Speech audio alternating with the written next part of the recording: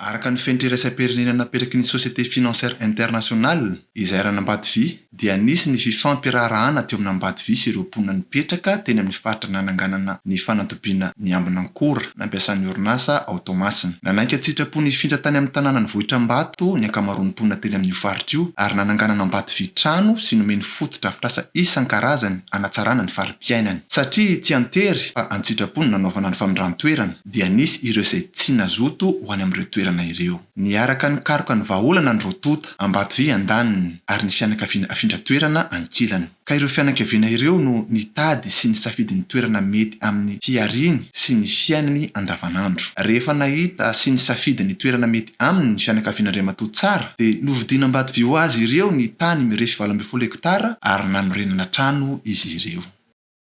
Raha le fagnampiagna maloko dia niteny zareo na bolo to bolongny to bazaha.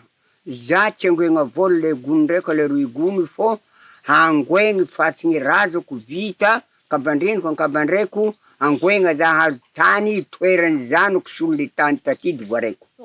Ya, matory mety ny tany-ndazy satria mitovy amin'ny tany taty ihany tany akany ka le misy volo karaha volo anady mety za. Laharam-pahamehana ho an'Ambatovi ny fametrahana fandrosoana lovain-jafy eny amin'ny faritra Iasany. Ka voalohany amin'izany ny fampiakarana ny farim-piainan'izy ireo. Isan'izany ohatra ny fanatsarana ny fidiram-bolany, ny toeram-ponenany, ny fahazahoan'ny fanabeazana tsara kalitao.